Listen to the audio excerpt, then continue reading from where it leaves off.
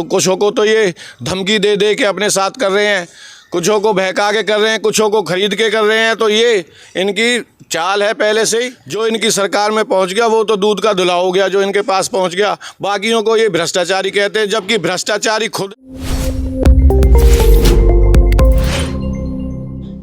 नमस्कार, आप देख रहे हैं फरीदाबाद और मैं हूं आप सभी के साथ दीपिका। जहां पर एक और इंडिया गठबंधन की तरफ से लोकतंत्र बचाओ रैली का आयोजन किया जा रहा है, वहीं पर भाजपा सरकार लगातार कहती आ रही है जो लोकतंत्र की हत्या हो रही है वो कांग्रेस के द्वारा हो रही है। मेरे साथ इस समय वार्ता में मौजूद हैं कांग्रेस के वरिष्ठ नेता मंदिर सिंह मान। सर, आपको कहाँ लगता है कि लोकतंत्र की हत्या किस तरीके से हो रही है, किस तरीके से लोकतंत्र इस समय पर खतरे में है?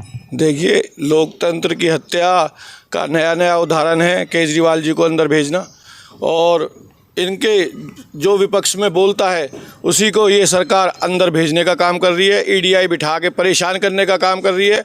जबकि किसी पर कोई जुल्म भी साबित नहीं हो रहा, उनको परेशान किया जा रहा है। और जो इनके भ्रष्टाचारी नेता हैं, जिन्होंने अभी कुछ दिन पहले देखा होगा आपने कि हमारे देश की कन्याओं के जो खिलाड़ी कन्या, उनके साथ क्या हाल हुआ था, उनको घसीटा गया था और उनको इस सरकार में बहुत तंग किया गया, धरना भी नहीं रखा गया, उनका धरना भी बिगाड़ने की पूरी कोशिश की, उन्हें उठा के भगा दिया था।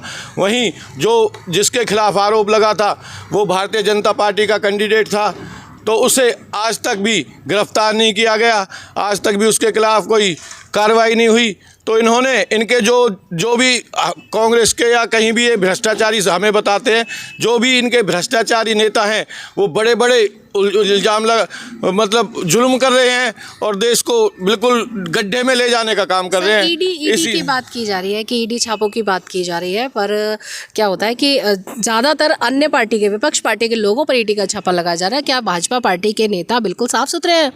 नहीं, भाजपा, वही तो मैं कह रहा हूँ, जो इनकी सरकार में पहुँच गया वो तो दूध का धुला हो गया, जो इनके पास पहुँच गया। बाकियों को ये भ्रष्टाचारी कहते हैं, जबकि भ्रष्टाचारी खुद हैं। इन्होंने हर तरह का भ्रष्टाचार किया हुआ, चाहे वो किसान को लेके देख लो, जवान को लेके देख लो, किसी की ये सुनते नहीं है। और देश के अंदर, देश का जो कांग्रेस ने देश को आगे तक पहुंचाया था, उससे आधे से ज़्यादा देश को बेच के खा गए हैं। और इन्होंने देश को इतने कर्जे में कर दिया जिसकी कोई हद नहीं है। इनके जो शासन में सिर्फ झूठ की राजनीति हुई है, इन्होंने सिर्फ जुमले फेंके हैं, बाकी कार्य कहीं पर भी इन्होंने जनता के लिए कोई ऐसा नहीं किया जिससे गौरवान्वित हो सके। सर, आगे बात की जा रही है नेताओं की, बहुत से नेता अन्य दल छोड़कर भाजपा में शामिल हो रहे हैं, तो क्या लगता है कि भाजपा सरकार कहीं ना कहीं एक और रूलर पार्टी बनती जा रही है अलग से? देखिए, कुछों को तो ये धमकी दे दे के अपने साथ कर रहे हैं, कुछों को बहका के कर रहे हैं, कुछों को खरीद के कर रहे हैं। तो ये इनकी चाल है पहले से ही। ये हमेशा से दूसरी पार्टियों को तोड़ने का इन्होंने काम किया, कैंडिडेटों को। लेकिन जो पार्टी हमारी जो अपने असूलों से चल रही है वो कभी भी ये ख़त्म नहीं कर पाएंगे। कांग्रेस और बढ़त में है, कांग्रेस और बहुत ज़ोर से तैयारी पे है। 10 की 10 सीट लोकसभा में हरियाणा से कांग्रेस ला के निकालने वाली है। सर, लोकसभा सीट की अगर आपने बात करी दी है तो कांग्रेस ने इतनी देर क्यों लगा दी है अपने प्रत्याशियों के नाम को निकालने के लिए? देखिए, अभी समय काफ़ी लंबा है इलेक्शनों का। हमारा 6ठे चरण में इलेक्शन है। अभी पहले, दूसरे, तीसरे, चौथे इन चरणों की गिनतियां हो रही हैं। अभी इनके कैंडिडेट घोषित किए जा रहे हैं। कार्य लगातार चल रहा है। कैंडिडेटों को चुन चुन के, एक एक को समझ के, जो पार्टी इस बार बिल्कुल एक एक कैंडिडेट को अच्छी तरह से गौर करके उसको टिकटार्थी बनाएगी, क्योंकि अब की बार इस भ्रष्टाचारी सरकार को उखाड़ के फेंकना है। और आज पूरी जनता भी कांग्रेस के साथ है। छोटे छोटे बुलाए पर बड़े बड़े आयोजन हो रहे हैं, क्योंकि पूरा देश समझ चुका है कि इन्होंने सिर्फ झूठ की राजनीति की है और इन्होंने कुछ भी नहीं किया। ये जो लोकतंत्र बचाओ महारैली का जो आयोजन किया जा रहा है दिल्ली रामलीला मैदान में, उसको लेकर के क्या राय है, उसको लेकर के क्या कहना है? देखिए, उसमें सभी ये जो गठबंधन की, इंडिया गठबंधन की जो ये रैली है, इसमें सभी कार्यकर्ता अपना काम कर रहे हैं। हमें भी स्टेट में जो हुड्डा साहब ने और अध्यक्ष जी ने जो ड्यूटी दी है, हम भी अपनी ड्यूटी पर हैं और सभी कार्यकर्ता अपनी ड्यूटी निभा रहे हैं। इस रैली को बहुत भव्य बनाएंगे और पूरे देश के अंदर आवाज़ इस रैली की जाएगी, दुनिया के दर्द की जाएगी। वो दुनिया देखेगी कि लोगों के अंदर कितना दर्द है। लोकसभा सीट में फरीदाबाद से आप भी अपना नामांकन भरने के लिए या फिर अपनी दावेदारी बता रहे हैं, तो फरीदाबाद शहर में ऐसी क्या क्या कमियां रह गई हैं जिनको अब सही होना चाहिए या सही कर देना चाहिए? फरीदाबाद हर तरह से विकासहीन है। फरीदाबाद में कोई भी विकास का कार्य नहीं हुआ। इनके मैनिफेस्टो में भी पहले 4 मुद्दे थे। अरावली हिल्स को लेके था, मदर यूनिट को लेके था, सफाई को लेके था। इनके किसी भी एक मुद्दे को पूरा कर पाए हों तो मुझे बताएं। आज फरीदाबाद में गंदगियों के ढेर लग रहे हैं, जिनसे हज़ारों प्रकार की बीमारियां हो रही हैं पैदा। अस्पताल भरे पड़े हैं।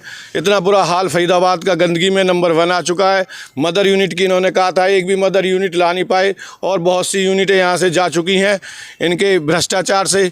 और सड़कों का ये हाल है कि काम अभी तक भी मोहना पुल का 10-12 साल पहले से शुरू हो गया था, अभी तक भी कोई पूरा नहीं करवा पाए हैं। सिर्फ एक बिल्कुल विकास के नाम पे तो इन्होंने कोई कार्य नहीं किया जो ये कह सके भाई हमने फरीदाबाद के अंदर ये विकास किया है। जो यहाँ के मंत्री हैं कृष्णपाल गुर्जर जी, सब जनता उन्हें धत्कार रही है, नकार रही है, काले झंडे दिखा रही है। लेकिन वो जो सर तीसरी बार टिकट दिया गया है उन्हें दोबारा से बीजेपी में, तो लगता है बीजेपी का विश्वास तो बहुत है कि दोबारा से वही जीतेंगे ये वाली जो चुनावी है। देखिए, ये बहुत सरकार घमंड में आ चुकी है और जनता इनके घमंड को और सब कुछ समझ चुकी है। जितनी वोटों से ये जीता था उससे ज़्यादा वोटों से अब की बार जनता इसे हराने वाली है, क्योंकि जनता सब समझ चुकी है। हर नौजवान समझ चुका है, हर बिजनेसमैन समझ चुका है, हर दुकानदार समझ चुका है, हर कोई आज इस भारतीय जनता पार्टी के अत्याचार को समझ चुका। मेरे साथ इस समय पर मौजूद थे कांग्रेस के वरिष्ठ नेता मंदिर सिंह मान, जिन्होंने दावेदारी ठोकी है लोकसभा फरीदाबाद सीट से और बताया कि किस प्रकार भाजपा पार्टी अपनी ही मनमानी लगातार करती आ रही है। फिलहाल आप मेरे साथ देख रहे थे फरीदाबाद। नमस्कार।